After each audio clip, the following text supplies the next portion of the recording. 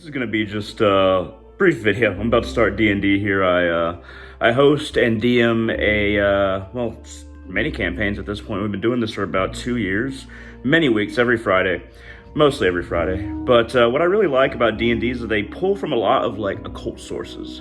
Like you'll hear about Asmodeus, you'll hear about Tiamat, you'll hear about the hells and the abyss and devils versus demons, and various celestial gods have various alignments, and there's a lot of gray area beings too, but they always have like a more clear-cut and defined kind of layout so the game makes sense than the actual like either mythology or actual nature of these beings.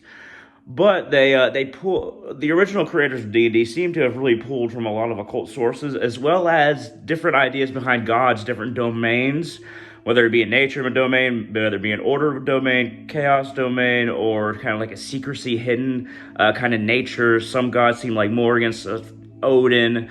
Some seem like maybe something like Archangel Michael even, or like a number of.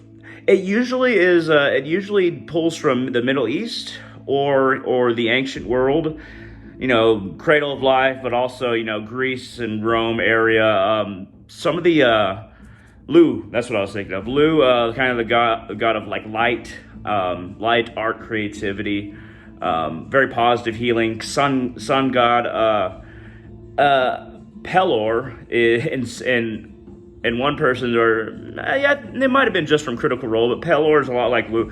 There's a lot of variations. You might have like a healing mother goddess that seems like Isis, but in Critical Role is like Sarenrae. But there's a whole lot of, they keep on building and building and building. They pull from traditional sources on traditional hermetic sources or occult grimoires in regards to how you explain like necromancy, or how you explain like different kinds of elemental magic, fire, frost, and of course dragons are in it. Dungeons and Dragons, of course, dragons is in the name.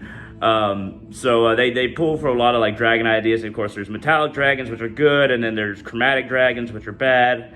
So they try to lay out everything a little more clear cut than it is in like actual existence in these various dimensions that we're in. But besides that, it's so interesting to play with these ideas, but in a fantasy setting. And I really like seeing my players really look at a problem and then figure out how to get around it, and how their individual personalities, how their personalities transfer into their characters' personalities, and how those personalities play the game. And then I like to see how they use their intelligence and try to get around problems, or limit their intelligence based on the character that they're playing. But there's a whole lot of creativity. There's a whole lot of like team building and cooperation, communication.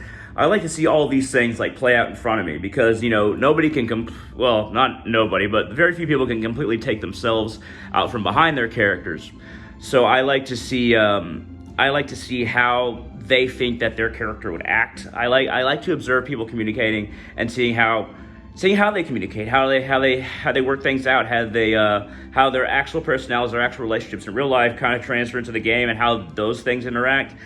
I'm a huge fan of watching people, and then being a DM is like really perfect for me in doing that, or wanting to do that. And really, honestly, I think it's also improved my communication skills. And I think that a lot of people with either schizophrenia or some kind of mental disorder or disability, they can learn communication skills by playing the game and thinking about communication, thinking about persuasion, intimidation, deception, and the relationship of like, what is good and evil. There's like chaotic good, neutral evil, awful evil, and there's all these like little paradigms that like in between places.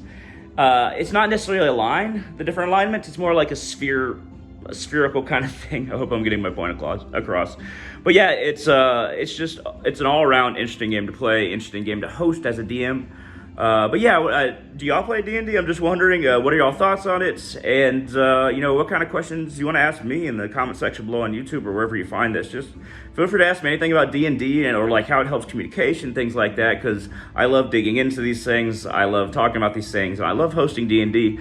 They're not really the people that want to be on like a YouTube channel or anything like that, or like we did the podcast thing for a while on Spirituality and Magic podcast, which I still have up.